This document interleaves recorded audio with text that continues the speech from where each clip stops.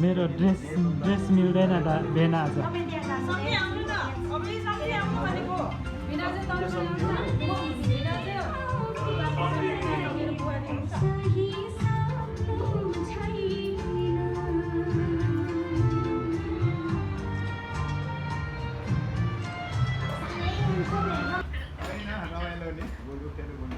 सेवारो सबैजनाले सेवारो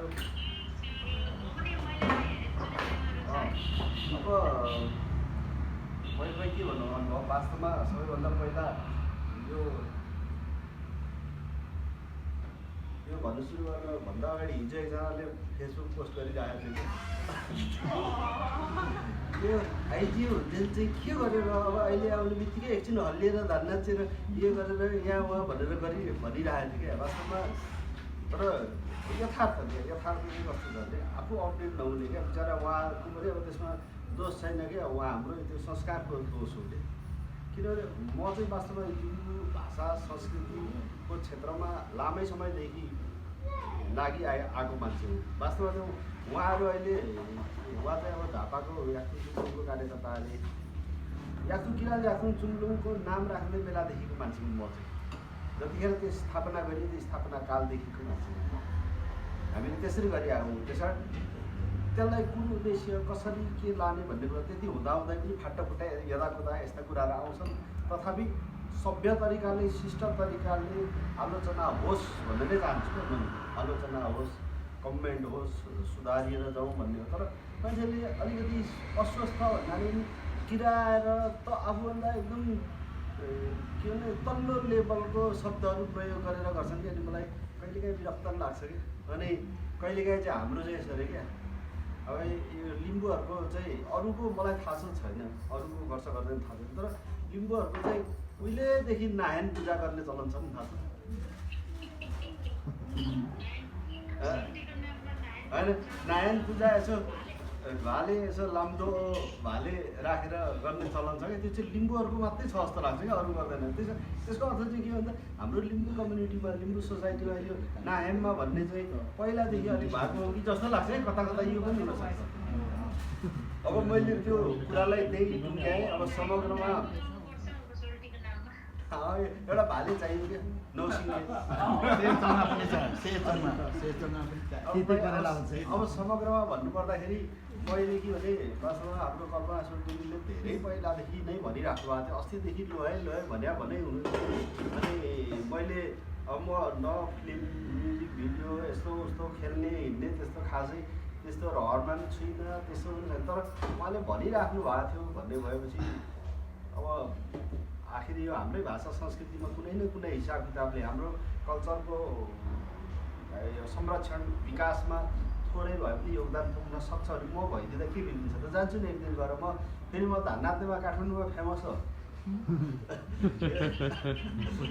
यहाँ काठमाडौँमा धान्नाथ नै बग्देकै हुँ क्या भोलि मलाई धान्नाथ छु जस्तै मलाई सधैँ भनिरहेको अनि मान्छेले भने जस्तो म त्यो अरूले भने जस्तो म यसमा चाहिँ लिप्सिङ मात्रै होइन म पालाम पनि भन्छु पालाम मैले लेखेको पनि छ मेरो पालामहरू थुप्रै रेकर्डेड पनि छ थुप्रै पाइपलाइनमा पनि छन् होइन त्यो हिसाब किताबले होइन जाने त के हुन्छ भनेर म गएँ अब त्यो अवसर आखिर मलाई सम्झिदिनु भयो त्यस कारण म गइदिँदाखेरि ठिकै हुन्छ भन्ने ठानिदिनु भयो मलाई अनुरोध गरिदिनु भयो मैले अब स्वीकारेँ गएँ त्यो अवसर प्राप्त हो त्यसको लागि विशेष गरी सोल्टी साहब कल्पना अङ्बन लगायत यो सबै टिमलाई म हार्दिक आभार व्यक्त गर्न चाहन्छु धन्यवाद पनि भन्न चाहन्छु युकेबाट आउनुभएको छ हाम्रो शारदाजी जी नै भनौँ कि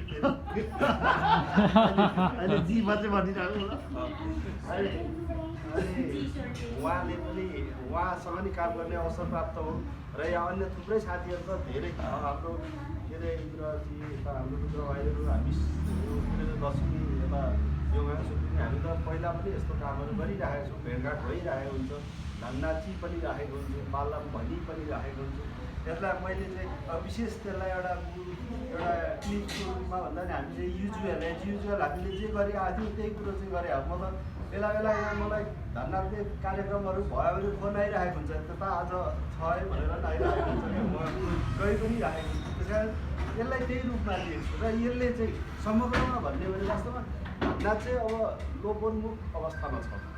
विशेष गरी हामी चाहिँ अब बजारघाट अलिअलि भ्याएको हो, बजारघाट धन्नाचेको हिँडेकै हो, तर अहिले पछिल्लो टाइम लोपोन्मुख छ। यदि साँच्चै यो डिजिटल वर्ल्ड अथवा यो डिजिटल प्लेटफर्ममा नहुने भने धन्ना मलाई लाग्छ अहिलेसम्ममा एकदम उहिलेका बुढाबुढी 2-4जनालाई सोचेर खोजेर मात्रै आउने अवस्था थियो। तर अब कमसेकम युट्युबले गर्दाखेरि यो डिजिटल प्लेटफर्महरूले गर्दाखेरि अब चाहिँ के भने धान नाच भनेको के हो, धान कसरी नाचिँदो रहेछ त भन्ने कुराको बारेमा चाहिँ धेरै कुराहरू चाहिँ अहिले संरक्षण भयो भन्ने लाग्छ। अब संरक्षण मात्रै भन्दिनँ म, जहिले पनि संरक्षण र विकासको कुराहरू छु।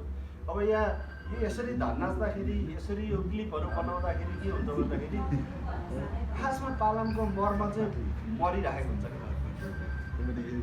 खासमा चाहिँ अब जस्तै केटाले भन्ने लामो लामो पालाम हुन्छ, धेरै कुराहरू आउँछ, प्रसङ्ग हुन्छ, सुरुमा सम्बोधनदेखि लिएर लास्ट होइन टुङ्ग्याउने छुट्टिने बेलासम्मको कुरा हुन्छ। त्यस पछाडि छोरी मान्छेले भन्ने त्यसरी चाहिँ लामो एउटा जुन सिलसिला हुन्छ त्यो चाहिँ टुटेको हुन्छ क्या हुन चाहिँ।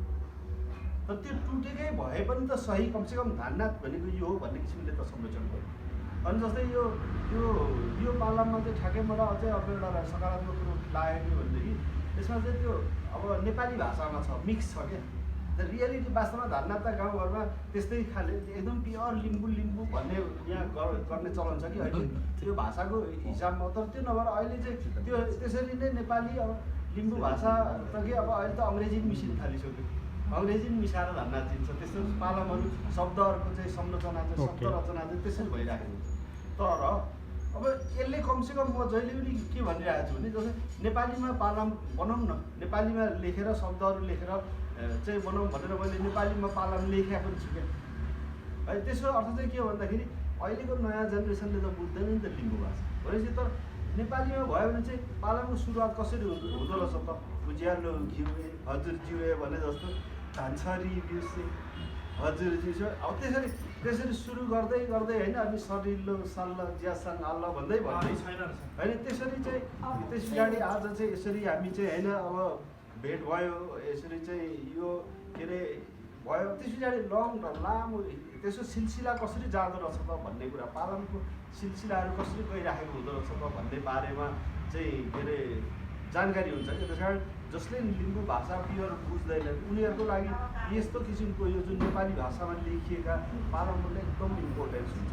त्यस कारण म चाहिँ अहिले पनि भन्छु, थप कुरा पनि भन्छु, यो चाहिँ कसैले चाहिँ यो होइन नेपालीमा लेखेछन् यो गरेछन् भनेर त्यसरी जानु हुँदैन। अब जसरी हुन्छ लेख्ने, जसरी हुन्छ ल्याउने, खालि के मात्रै भने विकृत नबनाउने क्या। धाननाच चाहिँ धाननाचकै रूपमा आओस्, त्यहाँदेखि त्यो विकृत मात्रै नहोस् भन्ने चाहन्छु म चाहिँ। त्यस कारण यो प्रयासको लागि यो समग्रमा भन्ने हो भन्दाखेरि यो चाहिँ यो इतिहासले मूल्याङ्कन गर्ने विषय हो। यो कल्पना सोल्टीले गरिराख्नु भएको विषय अहिले हेर्दाखेरि हामीलाई सरसरी हेर्दाखेरि सामान्य लाग्छ। अहिले हामी एकछिन धान्नाचौँ सामान्य जस्तो देखिरहेछ, मान्छेले कसैले उडाइ पनि राखेका छन् होइन, मलाई के पनि भनिरहेको छ। तर मैले भन्नु खोजेको कुरा के यो डिजिटल वर्ल्डमा हामी जिउँदो रहन्छौँ। यसले चाहिँ के गर्छ भन्दाखेरि मलाई मेरो बाजे देखेको नदेखेको हुन्छ नि, कतिजनाले बाजे नदेख्या होला क्या, अर्थात् बाजेभन्दा अघिल्लो पुस्ता नदेखेको थुप्रै छ। त त्यो मान्छेहरूले मेरो बाजे कस्तो हुनुहुन्थ्यो होला भन्ने कुरा हुन्छ। भोलि मेरा सन्तान दर सन्तानले हाम्रा दर सन्तान होइन सन्तान दर सन्तानले चाहिँ जसले देखाएको थिएन ल तेरो बाजे चाहिँ यस्तो रहेछ है, तेरो बोजू चाहिँ को चाहिँ यस्तो छ है भने हेऱ्यो भने मान्छेले गर्व हुन्छ। त्यतिखेर प्रिसियस हुन्छ क्या यो भिडियोहरू, अत्यन्त प्रिसियस हुन्छ त्यतिखेर। र त्यो वर्ल्डमा आखिर एउटा जिउँदो एउटा इतिहासको रूपमा रहिरहेको हुन्छ। त्यतिखेरको अहिलेको हाम्रो यो भेषाभूषा छ नि होइन, सबै कुरो चाहिँ होइन यो सबै भेषाभूषा रहन सहनहरू चाहिँ यो चाहिँ त्यति इतिहासमा क्या हिस्टोरियोग्राफी भन्छ। हिस्टोरियोग्राफीमा चाहिँ इतिहास ठ्याक्क इतिहास भनेको यस्तो यस्तो हो मात्रै होइन, इतिहास भनेको चाहिँ सबै कुरो समग्र आउनुपर्छ क्या। त्यतिखेर मान्छेको जीवनशैली के थियो, लगाइ खुवाइ कस्तो थियो, मान्छेको चाहिँ के अरे बाँच्नलाई गरिने अन्य जीवन आधारका विषयहरू कस्ता थिए भन्ने कुराहरू पनि हुन्छ कि। तर हाम्रोमा त्यस्तो देखेको, तर यस्ता कुराहरूले चाहिँ त्यसलाई इन्डिकेट गर्छ पछि भविष्यमा। मैले भने भविष्यमा यो आखिर यो खोजको विषय हुन सक्छ। इतिहासकारहरूलाई खोजकर्ताहरूलाई पनि यस्तो इस्युहरू महत्त्वपूर्ण हुनसक्छ भन्ने लाग्छ मलाई।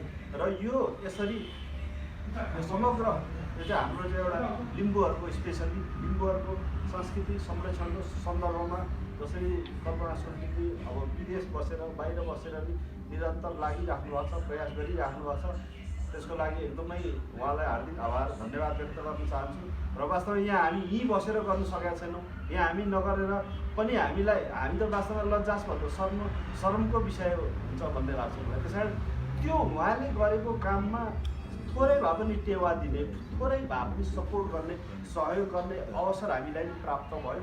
त्यो प्राप्त जुराइदिनु भयो, त्यो अवसर जुराइदिनु भयो, त्यसको लागि म हार्दिक आभार व्यक्त गर्न चाहन्छु।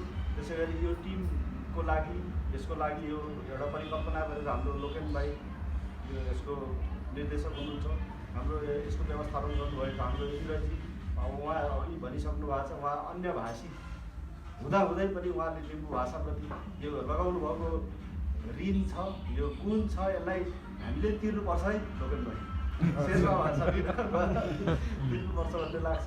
र यसको लागि अब समग्रमा सबैलाई चाहिँ मैले अब इन्डिभिजुअल नाम लिइनँ होइन, सबै जस्तै यो यही सिलसिलामा भन्यो भने हाम्रो लिम्बू कल्चरल क्षेत्रका सबै स्थापित कलाकारहरूको जमघट भएको थियो त्यहाँ जस्तो लाग्छ होइन। केही निश्चित सीमित कलाकारहरू छुट्या होला, अर्कै कुरा सीमित कलाकारहरू छुट्यो भए अन्य चाहिँ समग्रमा चाहिँ सबै स्थापित र देखिरहेको चाहिँ अनुहारहरूको भेला जम्मा भएको थियो। र यो सबै अवसर सिर्जना गरिदिनु भएकोमा म यहाँहरू सबैलाई हार्दिक आभार व्यक्त गर्न चाहन्छु। म यो तपाईँको विशेष गरी कल्पना सुर्खेतले जुन एउटा उहाँको एउटा पवित्र उद्देश्यले एउटा यो काम गरिराख्नु भएको छ, उहाँको पूर्ण सफलताको लागि पनि हार्दिक शुभकामना व्यक्त गर्न चाहन्छु। र यो जुन हामीले यो भिडियो सार्वजनिक भएको छ, सबैले हामीले सेयर गरौँ, कमेन्ट गरौँ, सब्सक्राइब गरिदिउँ। यो हामी सबैको एउटा युट्युब युजर सबैलाई थाहा छ त्यो। अब त्यो हामीले कसै केही जानेवाला छैन नि त, कसैले एउटा एक सब्सक्राइब एक सेयर गरेर त्यस कारण समग्रमा चाहिँ म सबैप्रति हार्दिक आभार व्यक्त गर्न चाहन्छु। र यो क्लिपको यो पालनको पूर्ण सफलताको कामना पनि गर्दछु। धन्यवाद। सेवा।